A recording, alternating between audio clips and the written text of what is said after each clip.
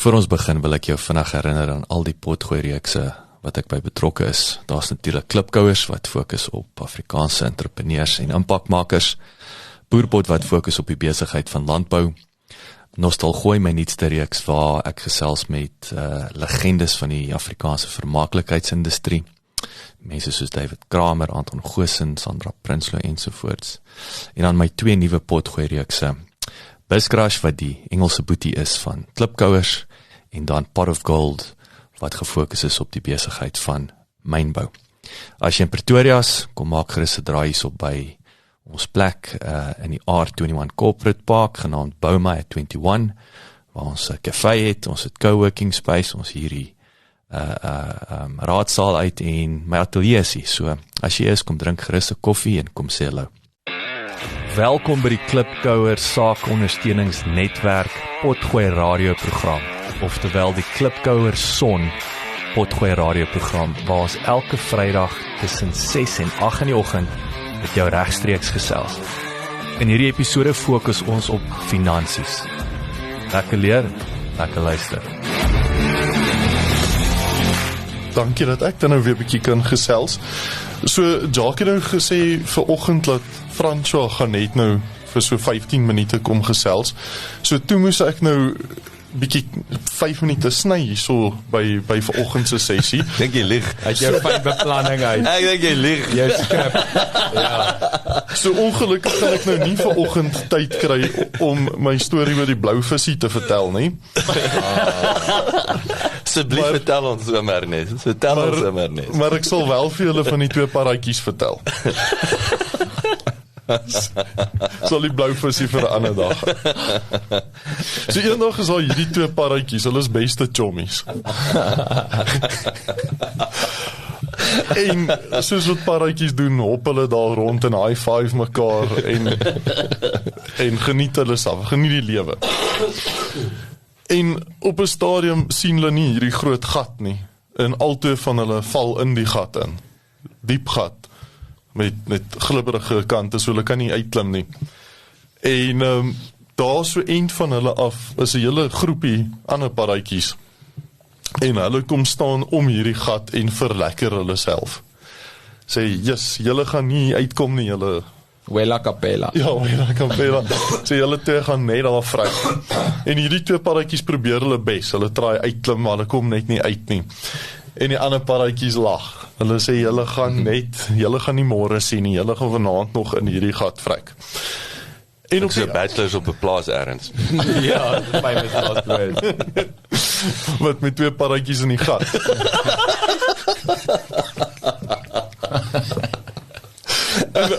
Let's not unpack that. Nee, ek kan nou net nie mooi verstaan. Weet jy, dit is 'n sincere vraag.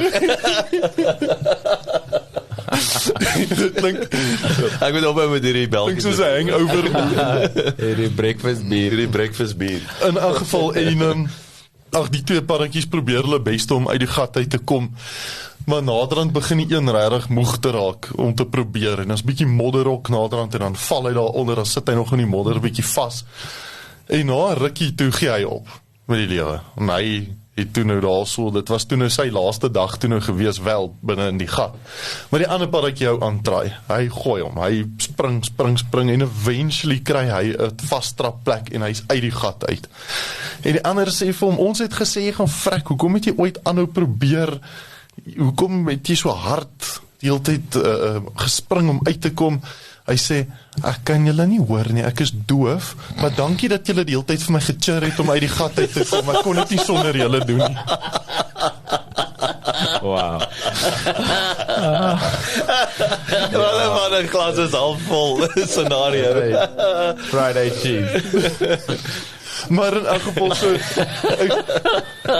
ek neem aan die les hierso is, mens moet soms van jou vyande cheerleaders kan bou. Anders gaan die lewe lank raak, en anders gaan jy in die onderkant van daai gat bly en vrek. En ja, ek dink dit is belangrik dat ons vyande soms as ons beste cheerleaders sien. Ja, is 'n bietjie sweet oblivion. Ja, yes. En onthou wat sê hulle ook met die game wat alles, selfs hierdie game, Is daar nie ouens lelik van jou praat nie, doen nie iets van belang of van soos hulle sê significance. As jy nie critics het nie, is jy nie besig om iets van significance te doen nie. So ek hou baie van daai voorbeeld. Ja, so in ons wêreld waar ons nou nie mense is nie, dan is die mense wat nie van ons hou nie is mamparatjies.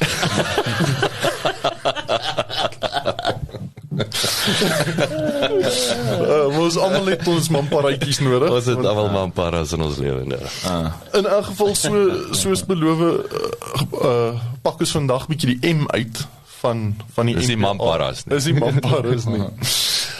M vir motief, vir motiveerde verkoper.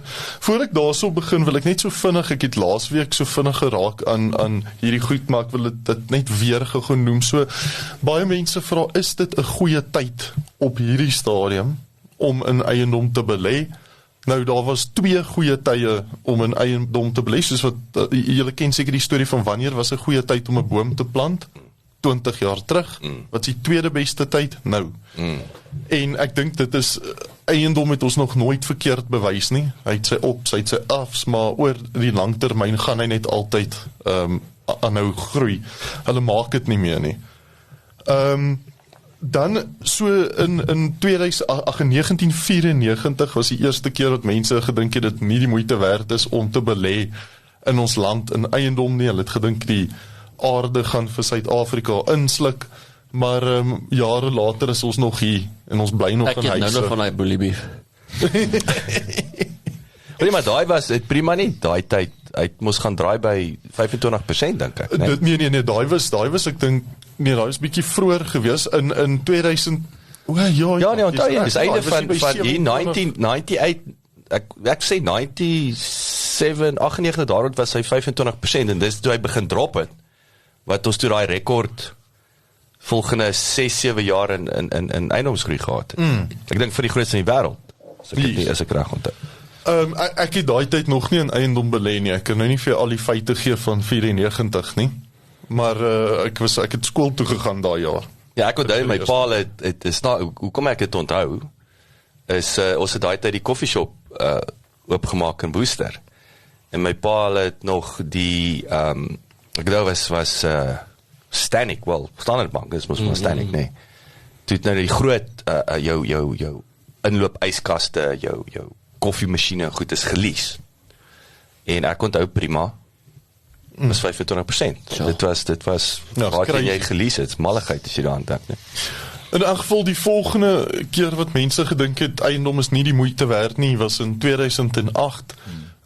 Soos ek sê, ons het laasweek 2008 so klein bietjie bespreek, toe die property mark gekollapse het jou 3 slaapkamer nie 'n 2 slaapkamer geword nie, en jou huurder het ook nie 50% afslag gekry nie, so dit het steeds 'n goeie belegging gebly in daai tyd. Op daai stadium was prima toe 15%, so dit was nie ideaal prima gewees om teen te koop noodwendig nie, en die banke het hulle gatte afgeskrik vir daai hele kollaps, so hulle wou nie vir die mense geld leen nie. Jy het gesukkel om finansiering daai tyd vir 'n eiendom te kry, maar nou waar ons vandag sit, eiendomme is goed geprys op hierdie stadium, mense kry goeie deals daar buite, en ons sit vandag op 'n prima van 9.25%. So al die boksies, en die banke is bereid om vir ons geld te leen. Hulle worry nie, hulle is nie bang nie, hulle leen geld. So al die boksies is getik om te sê dat dit is huidiglik 'n goeie tyd om eiendom te koop. En as jy op daai, dis nou waar statistiek handig is, as jy nou kyk oor die langer termyn, en nie die blips op die radar, die geraas nie, maar jy kyk oor 10 en 20 en 30 en 40 jaar eiendomspryse in verskillende markte en goed, en jy sien daai consistency, dat ja, daar's definitiewe dips, maar dis die siklus, so wat ons nou gepraat het van 'n sales cycle, is dalk in property cycles, en ekonomiese siklusse, wat dit gaan deur 'n trog, en dan weer 'n lekker opdraande, en dan dip het weer uiteindelik, iets ergens het dit te ver gegaan en pop het, maar hy recover weer, dit is deel van dit, om 'n consistent groei, as jy van ver af kyk, gaan jy nie daai dip sien nie, jy gaan net die opwaartse kurwe sien. En gestel die dips is elke 12 jaar, so ek voel nie, jy moet jou te veel steur aan waar jy koop nie, of jy nou onderkoop of bokoop nie, solank jy net onder markwaarde koop, maar selfs die spesifieke eiendom. Ja, daai spesifieke eiendom onder sy markwaarde op daai spesifieke tyd. Ja, kyk, wat iemand een keer gesê het, is jy maak jou geld op die transaksie wanneer jy huis koop, nie wanneer jy weet later nie, so daar is die belangrike punt van die negotiation daar, van ten wat se prys koop jy man. Maar jy moet, ek het so 'n valuation kursus gedoen en die een nou wat vir ons klas gegee het, sy theory was dat mens eintlik eiendom moet beskou as 'n bate wat jy koop met 'n put option. En so jy wil die future value bereken oor die eienaarskapperiode. So as jy sê nou maar sê, gaan om ten minste vir 5 jaar besit of 10 of 15, wat is die likely range of future values wat hierdie ding kan waarskynlik gaan realiseer in 'n slegte en in 'n goeie situasie, en hoe lyk dit? En dan moet jy met future values moet jy ook dit terugbring na present value toe en sê, okay, wat is dit in vandag se terme? So is dit werklike groei? Lyk dit net goed? Is dit dalk net 'n stabiele plek om my geld te bære? Dis sê die wealthy, they either make or keep their money in property. Yes. One of those, or both. Ja. En ek dink mens moet as jy eiendom koop, moet jy hom amper vandag al weer kan verkoop en 'n wins maak, soos wat Deelmer sê, dat jy wil onmiddellik amper daai wins kan maak. Jy wil nie 5 jaar noodwendig vir hom wag nie. So ek wil nou, en ek weet daar's ouens wat die vraag vra. So ons weet wat die proses is. Nou gaan jy maak 'n offer. Jy gaan dit bietjie aanpak op 'n stadium nou in terme van hoe gaan kyk jy na wat is daai waarde, maar hoe weet jy die huis is onder markwaarde? Want op enige dag is mos wat die bank eintlik vir jou sê hy gaan vir jou leen, of wat hy dink, nê. Ja, nou het jy die munisipaliteit wat nou weer overinflated value het vir ons weet vir watter redes natuurlik. Die kort antwoord vir hoe jy weet of jy 'n goeie deal gekoop het of dit 'n ondermarkwaarde deal is jy luister na volgende week se podcast. Volgende week gaan ons dit Well done, my son. Well done. Volgende week gaan ons dit spesifiek bietjie na kyk en kyk na die B van die MBA wat dan nou berekeninge is. Vandag wil ek gou vinnig op die M fokus wat die gemotiveerde verkoper is. So daar's 'n verskillende plekke waar mens gemotiveerde verkopers kan kry. Die eerste een het ons ook laasweek so vinnig net aangeraak, maar dit is veilings. So mens kry hoofsaaklik 2 tipes veilings, en ek gaan nie nou te diep in veiling self ingaan nie, want dis 'n hele reeks podcasts op sy eie, maar jy kry hoofsaaklik 2 tipes veilings. Jy kry die sheriff veiling en dan kry jy 'n privaat veiling. So die sheriff veiling is gewoonlik, en Marie sal vir ons meer, hy sal my hierso kan eerlik hou, maar in elk geval die sheriff veiling is as jou huis nou teruggevat word, dis nie jy kies dat jou huis op auction gaan nie, dit het nou gebeur. Die verskil tussen 'n privaat veiling en 'n sheriff veiling van die belegger se oogpunt af, is by die sheriff veiling sit jy gewoonlik te veel mense in 'n te klein vertrek, en dan word daar op een dag of in 'n paar ure miskien 10 of 15 of 20 eiendomme opgeveil. En jy kry nie noodwendig toegang tot die eiendom voor die tyd nie. Jy weet nie presies hoeveel agterstallige skuld hy het nie. Hulle moet dit op die dag van die veiling vir jou gee, maar nou moet jy daai berekeninge afjaag, gou agter op die boksie Stuyvesant, en nou moet jy gou daai somme maak om te sien of hoeveel kan jy nou be of nie. En dis by 'n veiling ook nie gewone koopterme nie, nê? Daar's baie ander koopterme, en jy moet dadelik 'n paar rand neersit daar. Jy gaan 'n paar rand saam moet vat in jou beursie, en daarso is dan nou kommissies en VAT en allerlei goedjies. En jy's daai berekeninge. Ek het 'n lekker storie van hoe ek op 'n veiling vir myself 'n trap gekoop. 'n Yaris gekoop het. En ek het gaan om Fascinerend is eintlik. Wel, ek wou 'n helikopter gekoop en toe koop ek 'n kar. Maar dis 'n storie vir 'n ander dag. In elk geval, en dan 'n privaat veiling is gewoonlik op die perseel. Daar word die reëls word ook voor die tyd kan vir jou ge-email word, so jy kan reeds al die inligting voor die tyd sien. Nou, die rede waarom ek nou begin met veilings is, met die gemotiveerde verkoper, is al beide, of het 'n sheriff auction of 'n privaat veiling was, beide van daai mense wie se huis op veiling is of was gemotiveerde verkopers op 'n stadium.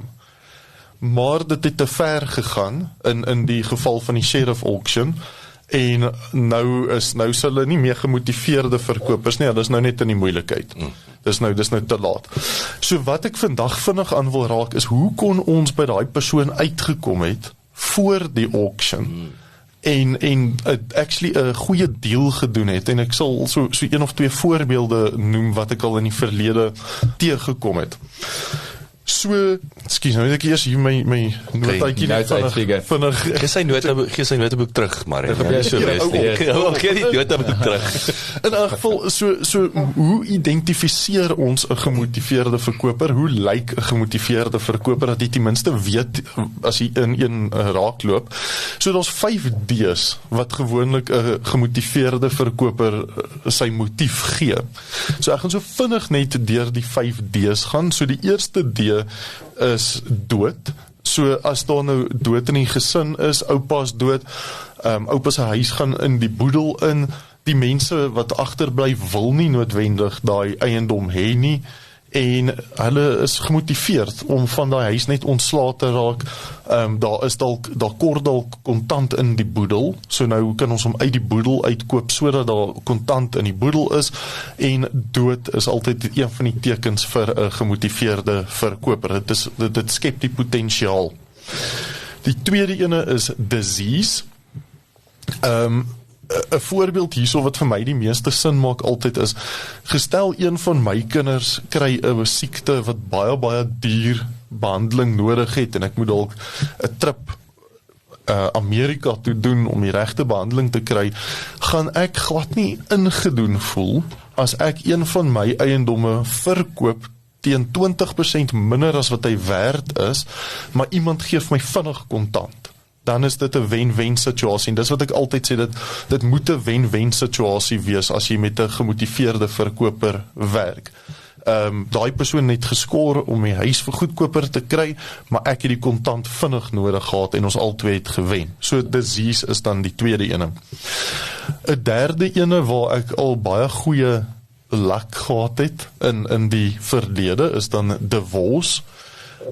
Soms wil 'n man en 'n vrou net absoluut alles doen om weg van mekaar af te wees, en dan is daar hierdie een ding wat hulle by mekaar hou, en dit hulle is kan nie die huis in die helfte saag nie. Hulle kan nie hom in die helfte saag nie, en dan moet hulle dit is my vrou sal nou staan op almal se voorkoppe. Ek sien alles wat op julle voorkoppe staan. Hulle moes dalk net van die begin af nie gesaag het nie. En dan sou hulle nou nie hierdie huis hoef te verkoop het nie. maar in elk geval so as ek so vinnig sommer kan noem, ek het een keer het 'n prokureur na my toe gekom en gesê, luister, hierdie kliënte van my is nou besig om te skei, maar hulle is baie ver agter op al hulle paemente en dit gaan glad nie goed nie, en hulle gaan binnekort hulle eiendom verloor. Stel jy belang? En toe het ek so van 'n plan daar rondom gemaak. Ek sou net so vinnig gou iets in daai eiendom raak. Dan die volgende ene is departure. So dis iets wat ons baie sien die laaste ruk, wel nie die laaste ruk nie, seker al die laaste 10 jaar wat ons baie daarvan sien. Ek het inteendeel die huis waarin ek heiliglik bly, het 'n ou vir homself gebou om in te trek, en 'n maand voor hy ingetrek het, toe kry hy werk in Nieu-Seeland. So toe is hy 'n motivated seller, gemotiveerde verkoper, want hy weet hoe hy moet daai eiendom verkoop in die volgende maand voor hy kan oorgaan om by sy nuwe werk te begin. En hy het toe daai lowball offer aanvaar, want hy was gemotiveerd. Weereens voel hy nie ingedoen nie, want hy daai geld nodig gehad om te kon oorgaan. En dan die laaste ene is debt.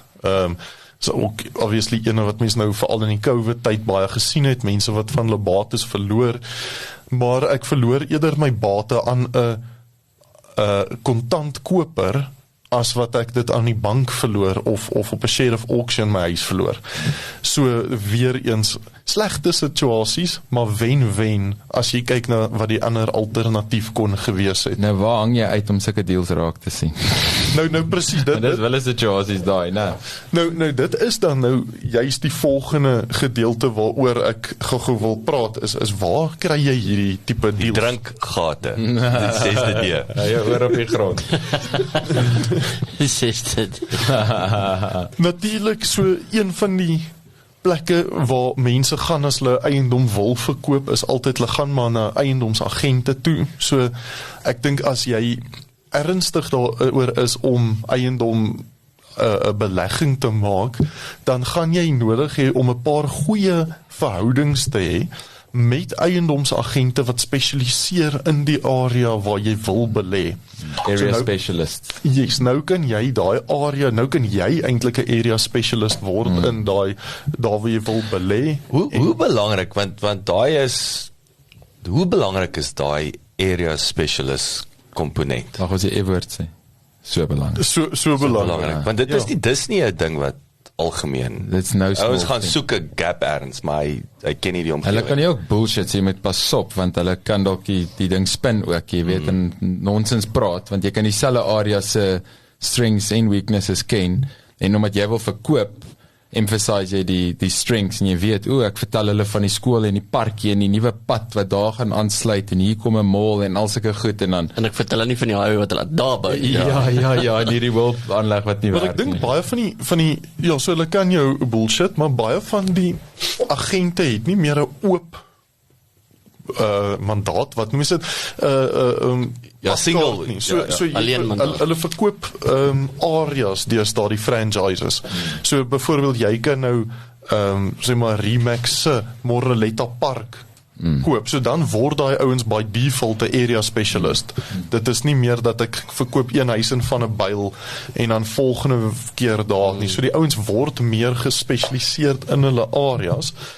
Maar die tipe verhouding wat ek van praat is, dit moet iemand wees wat 'n senior persoon in daai area is, so iemand wat nie die fly by night. Ja, kyk, ek weet nou ook in die eiendomsagentskap besigheid was. Wat jy gewoonlik kan sien is, jy sal daai persoon se gesig oral sien. So, weet ek wat nou in Groenkloof bly, ek sien Ansie oral. Jy weet daar's 'n persoon, en dis nie noodwendig, ek dink dis nie gelink aan 'n Remax of 'n Javits of 'n Aida of dis nie. Partykeer is die groot brand goed, maar baie keer kan jy sien Tannie Sari is al net vir ewig. Weet sy ken Waterkloof dalk. En as jy dan Pretoria Oos is Oosie. Hy ken julle hom, hy is oral. As jy 'n plot of 'n plaas in die ooste is Oosie jou man. Jy sien hom oral. En ek dink dit bring ook 'n ander punt dat dis nie net altyd area nie. Ja, daar is 'n area gebondenheid, maar dit gaan ook oor 'n tipe eiendom, want jy kan industrieel, residensieel, kommersieel, plaasgrond, wat ook al, en jy wil nie eintlik daai lyne kruis nie. Iemand wat 'n residensiële ding en 'n commercial ding is ander valuation factors, dis alle ander totale ander economic. So die MBA strategie is 'n residensiële strategie. So ek kan oop en eerlik jy sal sê ek het geen ervaring in kommersieel of enigiets buite die normale. Ek het geen ervaring in ontwikkeling nie. My hele strategie gaan daar rondom om 'n gemotiveerde verkoper te gaan soek, 'n deal op die tafel te sit en befondsing daarvoor op een of ander manier om 'n woonhuis vir 'n bargain te kry. Yes. So eiendomsagente, dit is een van die mense waans dit kan gesoek. So jy wil op hulle lysie kom, in hulle swart boekie. So die dag wat 'n goeie deal inkom, as die agent sien dit is 'n gemotiveerde verkoper, hulle jou eers voor hulle daai ding nog op Property 24 sit, moet hulle jou eintlik bel en sê, weet jy, hierdie is iemand wat dalk 'n kontant koop moet doen. En die beste manier om eiendom te koop is kontant, maar dit hoef nie jou eie te wees nie.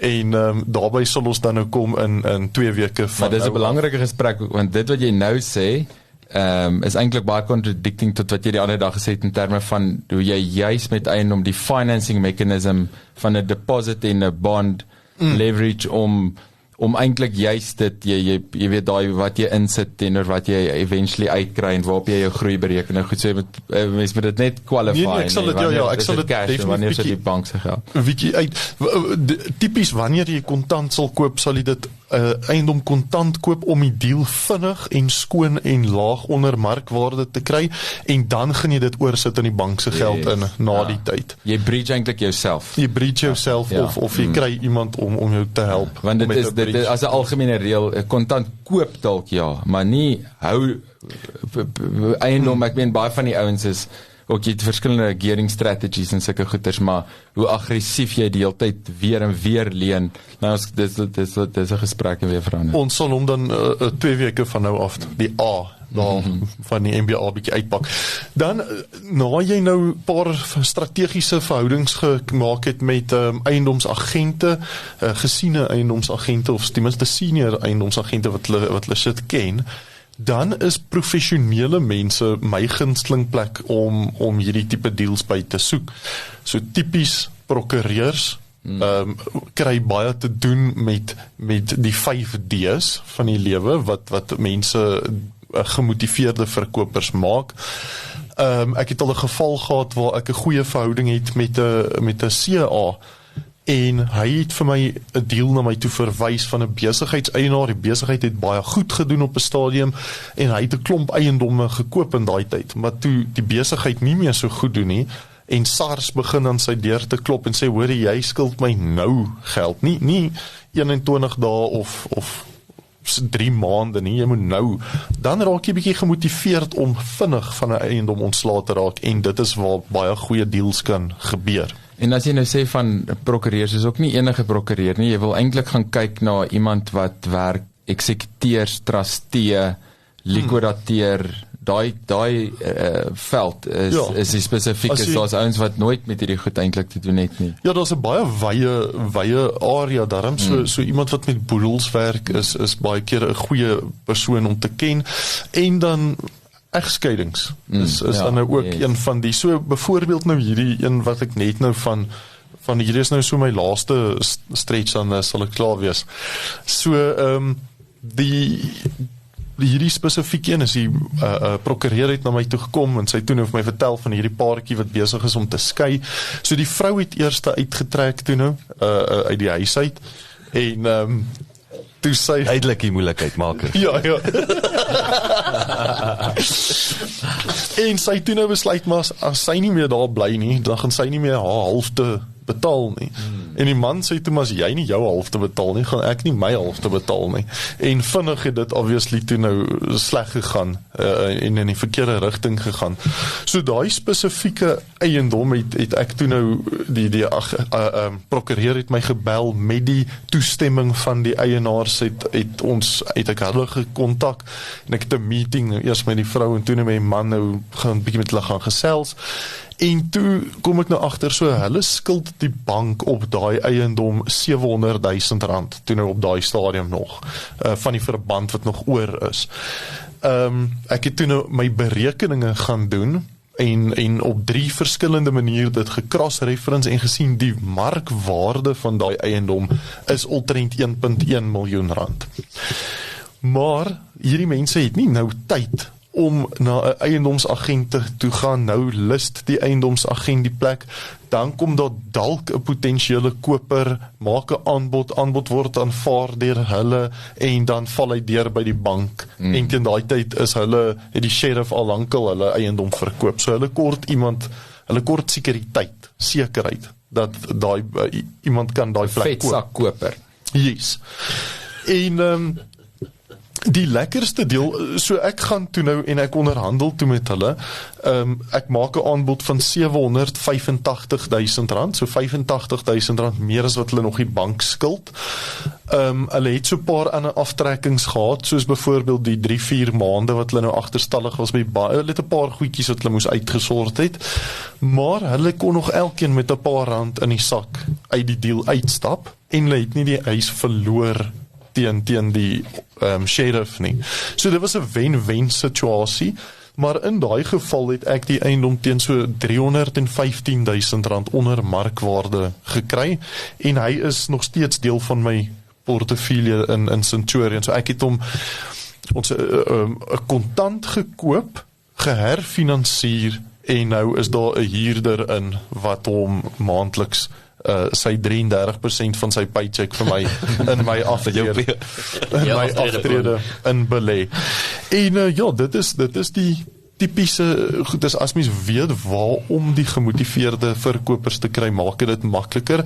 Die een ding wat ek hou van die deal, die spesifieke een, is ek het nie in 'n vertrek saam met 20 ander mense gesit wat ook daai eiendom wou gekoop het en teen hulle gekompeteer nie. Ek het myself geposisioneer waar dit was 'n one-horse race gewees. Dit was net ek en die verkoper wat met mekaar kon gesels en kon genegotiate het tot ons die deal kon doen. Nice. Ja, meer 'n persoonlike aanslag. Yes. Hoor jy, ons moet op 'n stadium, ek weet nie of ons dalk volgende week of op sy eie dalk net 'n bietjie juis nou waar, en ek weet dus ek julle eerste keer ontmoet het waar die ouens privaat eiendomme gebruik vir kantoor, wat sie do's, don'ts, wat sie geleenthede om 'n huis te gebruik as 'n werksplek, nee. Ek sal definitief daaraan raak in die A gedeelte ook van die MBA, so 2 weke van nou af dan kap ons daai ook. Lekker.